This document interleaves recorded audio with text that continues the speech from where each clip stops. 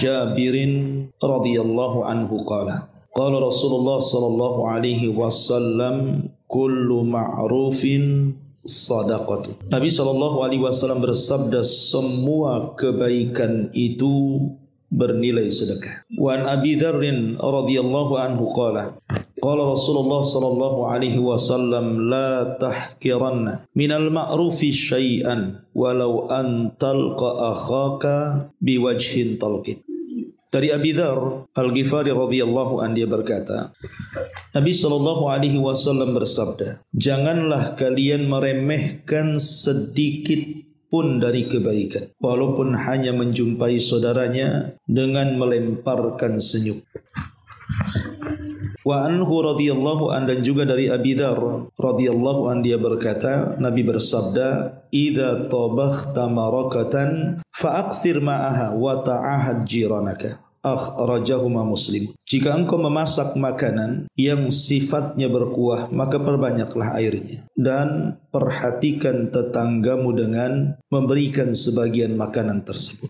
Ma'asyiral muslimat yang dimuliakan Allah Subhanahu wa taala. 3 hadis ini adalah hadis yang sangat agung sekali, di mana dalam syariat Islam ini penuh dengan kebaikan. Dan siapapun yang berbuat baik, Nabi SAW mengatakan kullu ma'rufin sadaqah. Setiap kebaikan itu bernilai sedekah. Tapi sebaliknya, seseorang yang meninggalkan kebaikan kemudian terjerumus kepada keburukan, maka akan mendatangkan dosa dan kesengsaraan bagi hidupnya. Di sini Nabi SAW ingin menjelaskan kepada kita bahwa sedekah itu tidak mesti dengan uang. Sedekah itu tidak mesti dengan uang. Karena di zaman Nabi SAW banyak orang-orang miskin itu yang cemburu dengan orang-orang kaya. Sehingga kemudian mereka mendatangi Nabi SAW dan mengatakan, ya Rasulullah, dhahaba ahlud duthur bil ujur. Rasul, enak sekali orang-orang kaya itu. Mereka bisa membawa pahala dengan kekayaan yang mereka miliki. Lah sementara kami orang-orang fakir, kami tidak bisa berbuat seperti yang mereka buat. Mereka salat sama dengan kami salat, mereka puasa sama dengan kami puasa, tetapi mereka bersedekah dan kami tidak sanggup untuk bersedekah. Maka Nabi SAW kemudian menasihati para sahabat yang Allah Subhanahu wa ta'ala takdirkan kehidupan mereka tidak seperti orang kaya. Maka kemudian Nabi SAW menghibur hati mereka dengan mengatakan, bukankah setiap tasbih, maksudnya setiap ucapan subhanallah, kalau kalian ucapkan itu adalah sedekah? Bukankah setiap takbir, ucapan Allahu Akbar yang kalian ucapkan itu juga sedekah? Bukankah setiap tahmid, ucapan alhamdulillah yang kalian ucapkan itu sedekah? Bahkan setiap tahlil, ucapan la ilaha illallah yang kalian ucapkan juga sedekah. Termasuk juga memerintahkan al-ma'ruf, kebaikan. Itu adalah sedekah, kata Rasul. Dan mencegah dari kemungkaran juga adalah sedekah. Termasuk seorang suami yang melakukan hubungan dengan istrinya adalah sedekah. Sampai Nabi SAW kemudian bertanya, Rasul, ayati ahaduna syahwatahu wa yakunu lahu fiha ajrun? Apakah apabila salah seorang kami kemudian melampiaskan syahwatnya kepada yang halal yang kami miliki dari istri-istri kami, terdapat pahala juga? Maka Nabi SAW mengatakan, ya ara'aitum law wada'aha fi haramin akana alihi fiha wizrun. Ya, karena kalau engkau letakkan syahwatmu pada wanita yang bukan halal kau gauli, bukankah di dalamnya terdapat dosa? Fakadzalika idza wada'aha fil halal kana lahu ajrun, kata Rasul. Begitu juga kalau engkau letakkan di tempatnya yang halal, maka begitu juga engkau akan dapat pahala. Lihat bagaimana Nabi SAW menghibur orang-orang yang mereka tidak memiliki harta tapi ingin bersedekah. Maka Nabi SAW memberikan solusi, bersedekahlah dengan cara seperti itu. Dengan cara memperbanyak zikir, tasbih, takbir, tahmid, tahlil, mengajak manusia kepada kebaikan, mencegah dari kemungkaran, termasuk juga melakukan hubungan suami istri. itu sedekah. Karena ini bisa dilakukan siapa saja, baik dia orang yang kaya ataupun yang miskin. Bahkan dalam sebuah hadis yang dikeluarkan Imam Muslim, Nabi SAW mengatakan kullu sulami atau kullu sulama minan nasi alaihi sadaqah. Setiap anggota tubuh manusia itu memiliki keharusan untuk mengeluarkan sedekahnya. Kulla yaumin tatlu afihi syamsu, pada setiap hari, yaitu pada setiap hari ketika matahari terbit, seseorang itu harus mengeluarkan sedekahnya. Kemudian kata Nabi SAW, ta'dilu bainal isnaini sadaqatun. Ibu mendamaikan dua orang yang berselisih itu sedekah. Kalau ada orang yang berselisih, ibu tengahi itu sampai akhirnya yang berselisih berdamai, berarti ibu sudah bersedekah. Wa tu'inur rajul fi dabbatihi fatahmiluhu 'alaiha au tarfa'u lahu 'alaiha mata'ahu shadaqatun. Ataupun menolong orang yang naik kendaraan, pemanya ada tetangga kita sudah sepuh, susah naik sepeda motor waktu digonceng gitu kan Bu. Ibu nampak, ibu tolong ya. Termasuk juga menurunkan sesuatu atau mengangkat sesuatu. Nampaklah tetangga ini mau pindahan, bantu Bu, karena ini bagian sedekah, dibantu diangkat. Jangan pula kemudian ibu diam saja, malah senang, bagus pindah dia katanya.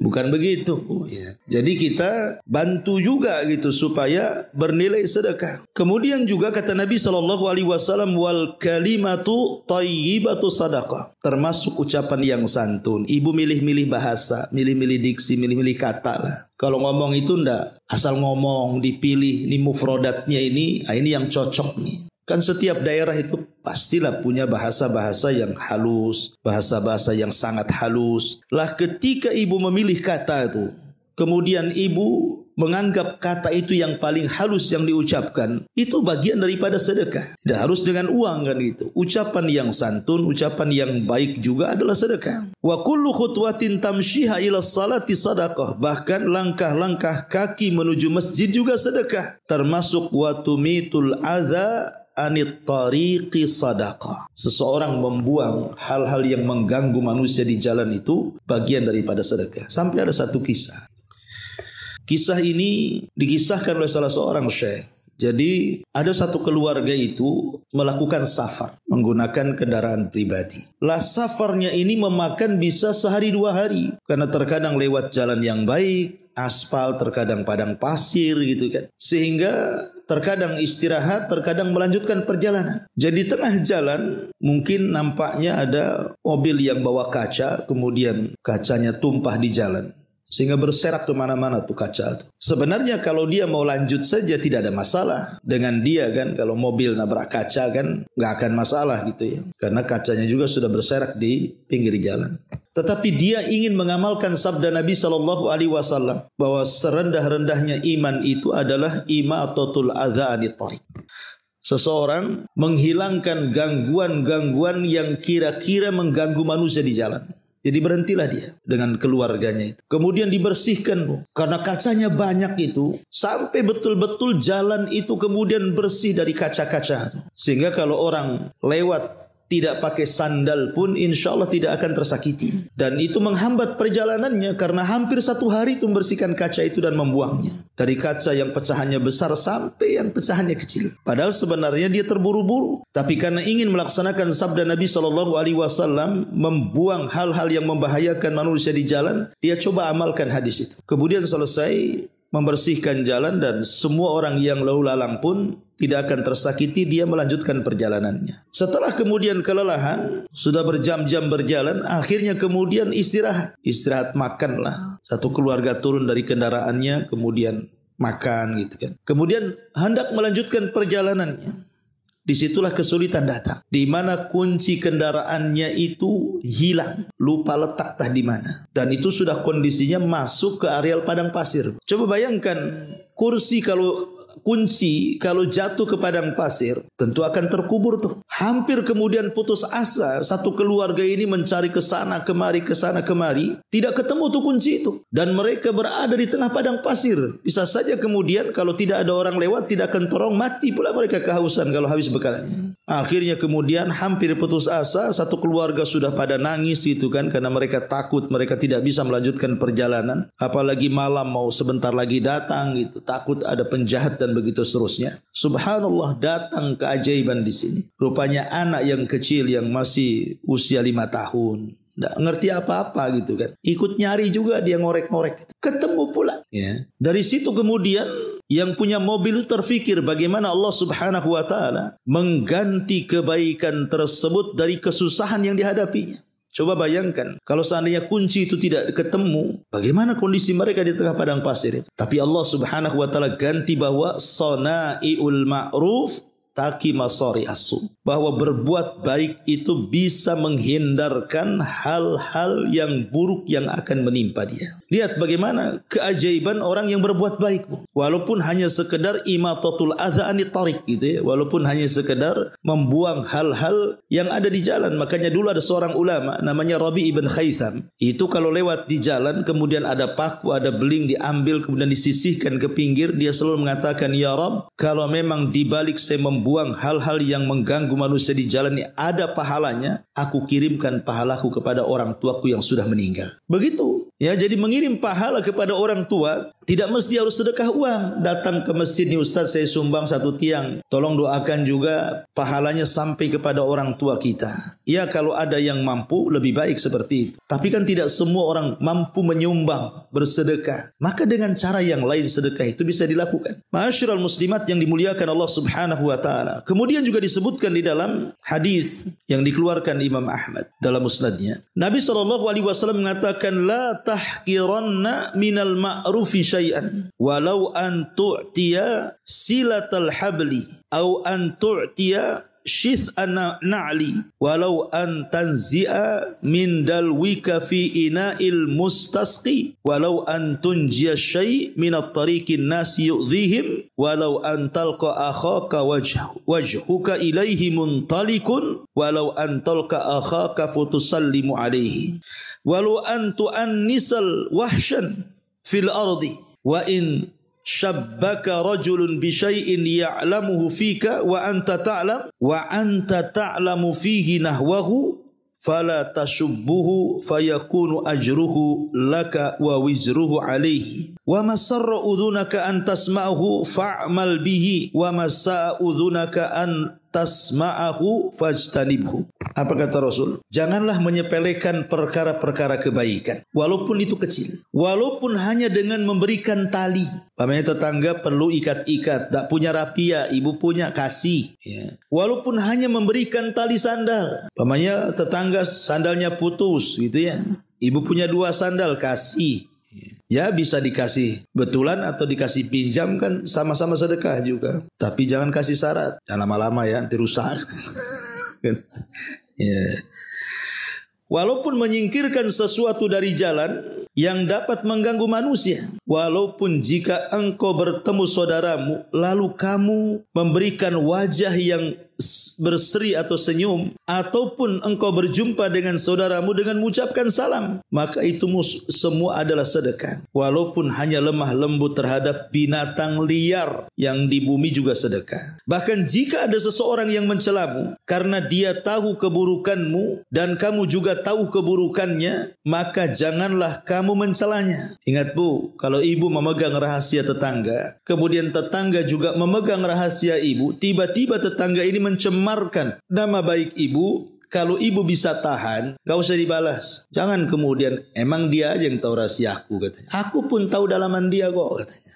Nanti ku sebarkan. Artinya kalau ibu bertahan, nah ada apa-apalah. Walaupun saya sudah tahu rahasia dia, saya tetap diam. Saya tetap sabar, itu sedekah ya. Kata Nabi SAW, maka jangan ikut mencelanya, maka pahalanya akan menjadi milikmu dan dosanya dilimpahkan kepada dirinya. Apa yang telingamu senang untuk mendengarkannya, lakukanlah, dan segala hal yang telingamu tidak suka dengar, maka jauhilah. Jadi dari sini kita tahu bahwa sedekah tidak mesti harta. Banyak perkara-perkara di sini yang kemudian disebut sedekah. Yang penting perbuatan itu adalah sebuah kebaikan. Ada satu kisah, Bu, ini juga ada seorang saya bercerita tentang seseorang di Suriah sebelum perang. Jadi kisahnya itu sebelum terjadi peperangan kemarin itu di Suriah. Jadi adalah pengusaha ya tidak kaya betul ya, pengusaha yang merekrut beberapa karyawan sebelum terjadi peperangan di Suriah itu. Orangnya soleh, baik. Tiba-tiba kemudian datang seorang ibu ini memelihara 3 anak yatim karena suaminya sudah meninggal dan dia seorang tukang jahit. Jadi selama dia bekerja membuka tukang jahit di rumah itu, ya Allah takdirkan syarat rizkinya, jaranglah orang yang datang membawa baju untuk dijahitkan atau kain untuk dijahitkan itu. Sementara dia harus menghidupi 3 anak yatim yang ayahnya sudah meninggal. Jadi kebetulan ibu ini punya genset listrik, Bu. Genset listrik itu sudah tua dan sebenarnya tidak berfungsi lagi genset itu. Dan kalaupun diperbaiki itu sulit gitu ya. Harus ya membeli onderdil baru dan harganya mahal sekali. Tiba-tiba kemudian seorang ibu ini datang kepada laki-laki pengusaha tadi. Kemudian dia mengatakan, "Pak, saya ini punya genset, mau saya sewakan." Kemudian dia menceritakan ekonominya. Akhirnya kemudian karena ibu itu kan tak tahu genset, disangkanya genset bagus pada rusak kan itu ya. Kemudian genset itu diserahkanlah ke pengusaha tadi. Kata sang ibu, "Saya ingin sewakan. Boleh jadi bisa membantu penerangan di perusahaanmu." Kata. Akhirnya dicek, rupanya rusak dan tidak bisa diperbaiki karena sudah tua. Jadi yang mengecek genset ini kemudian ngomonglah sama pengusaha ini. Sebenarnya genset itu rusak, tidak bisa diperbaiki sama sekali. Tapi subhanallah, pengusaha muda ini kemudian ngomong sama ibu tadi, "Ya sudah, gensetmu bagus. Kira-kira kau mau sewakan berapa per bulan?" Akhirnya kemudian wanita ini mengatakan sekian dan sekian. Pokoknya cukup untuk makan dia dan 3 anak yatimnya dalam sebulan itu. Akhirnya langsung dikasih sewa per bulannya. Kemudian setelah ibu ini pergi, pengusaha ini mengatakan kepada anak buahnya, "Letak dia di gudang," katanya. Karena genset itu tidak bisa dipakai. Dan itu berjalan selama 10 tahun, Bu. Bayangkan selama 10 tahun genset itu tidak bisa dipakai. Sementara ibu ini tiap bulan minta uang sewanya. Tapi oleh pengusaha muda ini tetap disembunyikan. Dia tidak menceritakan bahwa gensetnya itu tidak bisa dipakai kan itu ya. Tapi dia betul-betul ikhlas ingin menolong ibu itu karena memiliki 3 anak yatim. Ceritanya, setelah 10 tahun berlalu, qadarullah terjadi perang di Suriah. Ma'ruf sampai kota Aleppo itu rata dengan tanah kan, Bu. Perang Suriah ini luar biasa menghancurkan kota-kota tuh. Kota-kota yang tadinya indah itu sudah nggak bisa lagi ditengok hari ini karena rata dengan tanah bangunan-bangunan itu. Ya. Subhanallah, setelah terjadi peperangan itu, semua perusahaan kawan-kawannya kena bom. Hampir tidak tersisa kecuali perusahaan dia. Sempat ada bom di samping tapi tidak merusak bangunannya. Cuman kemudian setelah dia ingat dengan ibu itu, kenapa dia tidak datang setelah peperangan untuk mengambil sewanya itu. Jadi pengusaha ini setiap nelpon ibu itu tidak pernah nyambung. Sehingga dia tahu apakah dia mati, terkena serangan, ataukah dia masih hidup. Pokoknya tidak bisa nyambung.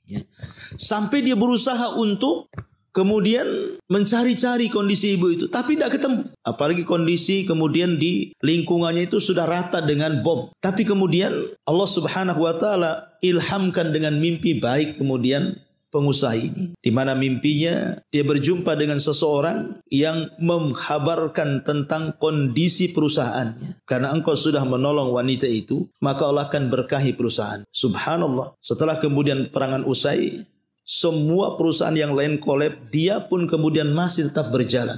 Bahkan bisa mengembangkan sampai ke Eropa. Kemudian dia bercerita, baru dia terpikir, bayangkan 10 tahun membantu seorang ibu dan 3 anak yatim, memberikan uang percuma atas nama sewa genset yang rusak, tapi dia lakukan karena Allah Subhanahu wa taala. Akhirnya nikmatnya Allah Subhanahu wa taala tambah lagi. Di saat kondisi perang yang sulit kondisinya, tapi Allah tetap jaga nikmatnya. Lihat bagaimana sanaiul ma'ruf taqi masari as-su, bahwa perbuatan baik itu bisa menghilangkan keburukan yang akan menimpanya.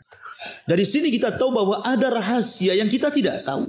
Sekecil apapun kebaikan itu ada rahasianya, Bu. Makanya kenapa Rasul mengatakan di sini, la tahqiranna minal ma'rufi syai'a. Jangan remehkan sekecil apapun kebaikan, walaupun hanya melemparkan senyum kepada saudaranya. Karena di balik ma'ruf kebaikan itu ada rahasia ilahi yang kita tidak tahu. Walaupun hanya kecil gitu ya, kebaikan itu pasti ada rahasianya. Makanya kenapa Allah Subhanahu wa taala berfirman dalam surah Al-Muzammil ayat 20 itu, wa ma tuqaddimu li anfusikum min khairin tajiduhu indallah. Dan kebaikan apa saja yang kamu perbuat itu untuk dirimu, niscaya kamu akan memperoleh balasan di sisi Allah Subhanahu wa taala. Imma balasan dunia ataupun balasan akhirat. Maka jadilah orang baik, ya, jadilah orang yang senantiasa menolong orang. Walaupun ya sekemampuan kita lah kan gitu. Kita tidak bisa seperti orang, tapi saya bisa seperti ini. Itu maksudnya, ya. Bahkan disebutkan juga dalam hadis yang dikeluarkan oleh Imam Ibnu Hibban dan disahihkan oleh Syekh Albani rahimahullahu taala. Hadis ini dari Sulaim ibn Jabir al-Juhani radhiyallahu an. Beliau mengatakan, ya Rasulullah, ausini, Rasul, bisa enggak kewasiatkan kepada? Maka Nabi SAW mengatakan, alaika bittiqaillah. Engkau harus bertakwa kepada Allah. Wala tahqiranna minal ma'rufi syai'a. Dan jangan kau remehkan sekecil apapun kebaikan. Walau antufriga min dalwika fi ina'il mustasqi wa tukallim akhaka wa wajhuka ilaihi munbasit. Kata Rasul, bertakwalah kau kepada Allah. Jangan meremehkan sekecil apapun kebaikan, sekalipun hanya dengan menuangkan ember airmu ke bejana orang yang membutuhkan air, kemudian berbicara dengan saudaramu dengan wajah yang manis. Lihat bagaimana Nabi SAW sampai mencontohkan walaupun hanya menuangkan air, ya, itu termasuk juga sedekah. Termasuk juga hadis Abi Dzar Al-Ghifari radhiyallahu anhu, dia pernah mengatakan, Rasul, amal yang paling afdol itu apa? Kata Rasul, ya, al-imanu billah wal jihadu fi sabili. Amal yang paling baik yang kau beriman kepada Allah, kemudian berjihad di jalan Allah. Qala, kemudian dia mengatakan, ayyur riqab afdal. Lalu hamba sahaya bagaimanakah yang paling utama? Qala, maka Rasul mengatakan, anfasuha inda ahliha wa aktsaruha thamana. Hamba sahaya yang baik menurut pemiliknya, yang paling mahal harganya dan bermanfaat untuk keluarganya. Kemudian dia mengatakan, qultu fa illam af'al. Kalau saya tidak sanggup melakukan itu, kira-kira ada lagi enggak amalan yang paling afdal? Maka Rasul mengatakan, tu'inu sani'an au tasna'u al-akhra. Kata Nabi SAW, beliau mengatakan, ketika apakah ada perkara yang lebih afdal dibandingkan itu semua, kata Abi Dzar ini, maka Rasul mengatakan, kamu bisa membantu orang yang bekerja atau bekerja untuk orang yang tidak memiliki pekerjaan, atau dengan kata lain membuka lowongan kerja lah. Kalau memang kita sanggup membuka lowongan kerja atau mencari, pamannya ibu punya perusahaan kecil-kecil, entah buat gorengan, buat apa yang dijual, dititip-titipkan, butuh karyawan, itu kan membuka lowongan kerja namanya, Bu, ya. Ataupun mungkin ibu ada informasi si anu butuh pekerja. Kemudian ada orang yang cari kerja, ibu tunjukkan, itu loh si anu itu kemarin butuh pekerja, kok kerja sama dia saja. Maka itu amalan yang paling afdal itu. Kemudian Abu Dzar mengatakan, kalau aku tidak bisa melakukannya, ada enggak yang afdal juga selain daripada itu? Maka Nabi SAW mengatakan, takufu syarraka anin nas fa innaha sadaqatun minka ala nafsik. Hendaklah berhenti dari kejahatanmu terhadap orang lain, karena hal itu merupakan sedekah darimu untukmu juga. Jadi kalau tidak bisa ini, tidak bisa itu, cukup kita jangan menyakiti orang, gitu loh maksudnya. Tidak usah menggibahi tetangga, tidak usah menjelek-jelekan tetangga, tidak usah juga bermusuhan dengan tetangga. Kalau kita tidak bisa berbuat baik, jangan berbuat jahat. Nah, itu sedekah juga tuh. Ini mah tidak, berbuat baik tidak, jahat iya kan itu. Nah ini, sudah bakhil sama tetangga, digibahi lagi. Nah ini kan udah repot, ya. Maka ini juga bagian sedekah, mencegah keburukan dari orang lain itu. Ma'asyiral muslimat yang dimuliakan Allah Subhanahu wa taala. Berarti kalau kita mau ringkaskan itu, ya. Jadi ada sedekah-sedekah selain harta itu, ya, pertama adalah mengajak manusia kepada kebaikan dan mencegah dari kemungkaran. Ajak manusia kepada kebaikan, cegah dari kemungkaran. Yang kedua, berusaha untuk mengajarkan manusia apa yang bermanfaat untuk mereka. Apa yang kira-kira bermanfaat untuk manusia, ibu ajarkan. Oh, tetangga tak bisa masak, ibu ajarkan masak. Tetangga tak bisa naik motor, ibu ajarkan motor. Tetangga tak tahu caranya umpamanya melakukan sesuatu, ibu ajarkan. Ya, jangan pula gibah, ibu ajarkan. Sini. Kamu nggak pernah gibah kan? Jadi maksudnya adalah hal-hal yang bermanfaat untuk manusia, dunia mereka dan akhirat mereka kan. Termasuk yang ketiga, membacakan Quran kepada manusia dan mempelajarkan Quran kepada manusia. Termasuk juga yang keempat, imatatul adza anit thariq. Buang hal-hal yang mengganggu orang di jalan itu, buang. Ya. Itu juga bagian daripada sedekah, termasuk doa dan zikir tadi.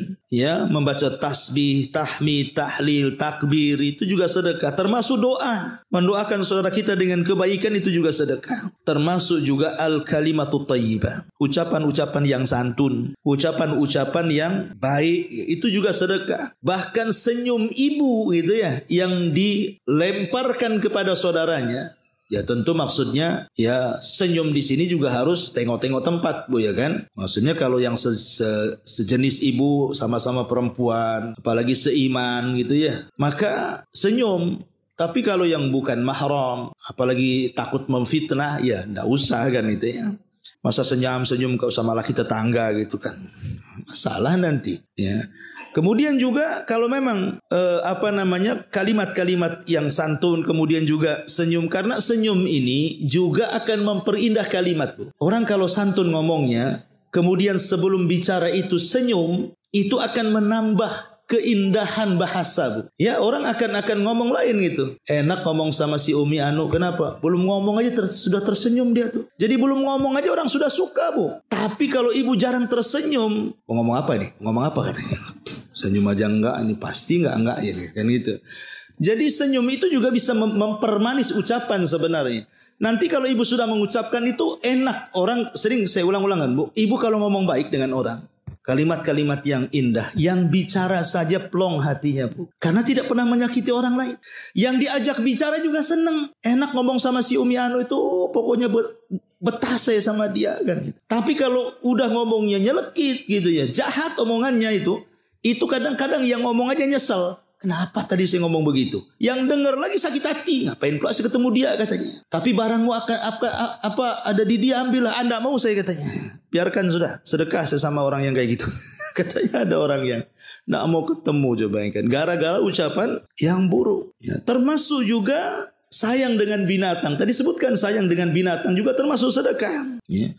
Ya, lebih daripada itu tentu sedekah yang paling afdol ya dengan harta. Karena bagaimanapun sedekah dengan harta itu memang keajaibannya luar biasa. Luar biasa keajaiban. Betapa banyak orang-orang yang pindah agama gara-gara harta. Terkadang harta itu menjadikan sebab hidayah kan. Ada orang non-muslim umpamanya kan, mungkin dia susah, kemudian ibu tampakkan akhlak Islam, selalu ngasih sedekah sama dia. Akhirnya lama-lama dia bisa menilai enak juga berkawan sama orang Islam itu katanya kan. Daripada berkawan sama sesama agama, pelit ini itu. Mungkin ini agama yang benar. Akhirnya pindah agama. Sama juga kebalikannya kan, Bu. Orang kita pindah agama pun gara-gara itu juga tuh. Karena orang Islamnya pelit-pelit, orang di luar Islamnya pula dermawan. Akhirnya males juga agama Islam ini katanya. Saya susah nggak ditolong. Tapi hari-hari diminta sedekah katanya. Akhirnya kemudian pindah pula di agama. Lah makanya keajaiban luar biasa. Banyak kemudian orang masuk Islam itu gara-gara menerima sedekah. Makanya kenapa di antara mustahik orang yang berhak mendapatkan zakat itu salah satunya adalah mu'alaf. Orang-orang yang dilembutkan hatinya baik dia baru masuk Islam atau belum masuk Islam tapi kepengen masuk Islam. Kita lembutkan lagi dengan harta kita supaya dia mau menerima hidayah. Ya, jadi luar biasa di balik sonaiul ma'ruf itu ya, melakukan kebaikan-kebaikan itu terkadang bisa menjadikan hidayah. Ma'asyiral muslimat yang dimuliakan Allah Subhanahu wa taala. Makanya kalau kita melihat kisah-kisah di zaman Nabi contohnya kan. Kisah-kisah di zaman Nabi. Ada satu kisah menarik ketika Ummu Salamah radhiyallahu anha itu kan dipisah oleh keluarganya dengan Abu Salamah. Abu Salamah hijrah duluan. Ummu Salamah ditahan kabilahnya, tidak boleh. Sampai rebutan anaknya, ditarik-tarik tangannya sampai patah kan gitu, sampai putus tangannya itu. Akhirnya Ummu Salamah selama setahun dia merindukan suaminya. Karena terpisah dia di kabilahnya di Mekah, suaminya sudah ada ke Madinah. Sampai sakit, akhirnya dia ingin susul suaminya. Dan suaminya pun tidak bisa menjemputnya karena bisa nyawa taruhannya. Terpaksalah kemudian suaminya tinggal di Madinah menunggu istrinya. Akhirnya safar sendiri, Bu, bayangkan. Safar sendiri, Mekah Madinah itu jauh jalan kaki lagi. Seorang wanita, itulah wanita pertama yang hijrah, itu namanya Ummu Salamah. Qadarullah di tengah jalan, ada orang musyrik tapi baik hati namanya Utsman bin Abi Thalhah. Utsman bin Abi Thalhah. Kemudian dia berpapasan dengan Ummu Salamah. Nah ditanya, ada apa wahai Ummu Salamah? Kenapa engkau berjalan sendirian? Kemudian dia mengatakan, saya ingin nyusul suamiku katanya. Sama anak gadisnya itu berdua itu berjalan. Subhanallah, akhirnya ditumpangi kebaikan itu. Jadi diantar pakai unta dia dari Mekah sampai Madinah. Tidak mengambil balasan sama sekali. Padahal dia musyrik itu. Utsman bin Abi Thalhah itu. Ketika sampai di gerbang kota Madinah, turun dia. Dan mengatakan, wahai Ummu Salamah, Madinah di depanmu itu gerbangnya. Kau carilah suamimu di sana. Aku hanya bisa mengantar sampai di sini. Kemudian dia pulang. Subhanallah. Ketika melihat bagaimana perjuangan Ummu Salamah dalam Islam ketika hijrah itu. Itu pula yang menjadikan Utsman bin Abi Thalhah masuk Islam. Karena perjuangannya tidak mungkin kalau agama Muhammad itu tidak benar. Kok sampai seperti ini pengikutnya? Sampai membela-bela seperti ini. Sampai menaruhkan jiwa-jiwa mereka kan itu. Dari situlah sebab keislaman siapa? Utsman bin Abi Thalhah ini. Dan sebab keislamannya dan sudah menolong Ummu Salamah itu, apa yang terjadi? Akhirnya Bani Syaibah, kabilahnya Utsman bin Abi Thalhah itu diserahkan oleh Nabi SAW sebagai pemegang pintu Ka'bah. Bahkan tidak boleh ada orang yang mengambil kunci pintu Ka'bah itu dari Utsman bin Abi Thalhah. Sampai ketika Abbas bin Abi Thalib ngomong sama Rasul, dan ketika itu Utsman masih musyrik, dia mengatakan, wahai Rasul, ambil saja kunci Ka'bah itu dari si Utsman Bani Syaibah itu. Kata Rasul tidak. Karena ketika itu kan sedang Fatu Mekah. Mekah sudah terkepung. Kemudian Utsman pun masuk Islam. Maka tetap penjaga pintu Ka'bah itu dari dulu sampai sekarang ya oleh Bani Syaibah. Bagaimana al-jaza min jinsil amal. Itu ya, balasan itu disesuaikan dengan amalan. Karena dia sudah menolong Ummu Salamah dengan kebaikannya, akhirnya Allah berikan kedudukan yang tinggi di tengah-tengah Islam dan di mata Nabi SAW. Makanya jangan pernah meremehkan sekecil apapun kebaikan. Pasti ada kebaikan yang kita tidak tahu itu rahasia Allah Subhanahu wa taala kepada kita. Inilah makna hadis, kullu ma'rufin sadaqah. Setiap kebaikan adalah sedekah. Kemudian hadis ke-10-nya dicontohkan, walaupun hanya melemparkan senyum. Kemudian hadis ke-11-nya dicontohkan, walaupun hanya memberikan lauk yang tidak seberapalah ke tetangga. Pamannya ibu masak sop gitu ya. Kata Rasul apa? Perbanyak kuahnya. Kuahnya 1 dandang, ayamnya 1 potong. Ya. Kan sayur itu kan ada yang rasa ayam, ada yang betul-betul sop ayam kan Bu. Kalau rasa ayam ya rasanya saja, ayamnya nggak ada kan Bu. Kalau sop ayam memang banyak ayamnya. Yang ibu buat ini kan sop rasa ayam Bu, karena 1 potong ayamnya. Tapi kan ini kinayah, bukan harus seperti itu. Ya bukan harus diamalkan hadis ini Bu, kan gitu. Nanti tetangga tersinggung pula, kok kuahnya aja nggak ada ayamnya katanya. Kata ibu tuh tangkap ayamnya di depan katanya. Bukan itu maksudnya. Kalaupun masak ibu itu tidak seberapa, mungkin hari ini tetangga sebelah, besoknya sebelah lagi, besoknya sebelah lagi, sampailah ke Tiban sana Bu. Jadi maksudnya itu bagi-bagi gitu ya. Walaupun ya kadang-kadang Bu yang dikasih itu tidak seberapa sih sebenarnya. Tapi kalau rutin ngasihnya itu, nanti ibu kalau seandainya pindah rumah, Allah kata qadarullah lah ibu meninggal gitu kan, itu kebaikan ibu tuh akan dikenang tuh. Apalagi kalau umpamanya memang ibu sewa di situ, tiba-tiba kemudian ibu pergi, yang nyewa pula orangnya bakhil gitu. Mungkin diumpat tuh. Itu rumah itu dulunya orang baik, sekarang orang bakhil, naudzubillah. Bisa saja Bu, kebaikan ibu dikenang orang. Nah makanya di sini contohkan dari hadis yang ke-11-nya, kata Nabi SAW, idza tabakhta marakatan faqsir ma'aha wa ta'ahad jiranaka. Kalau engkau memasak masakan banyak kuahnya, bagikan tetangga. Wallahu a'lam bishawab. Ini keterangan singkat dari 3 hadis ini. Taib, sebelum saya tutup silakan.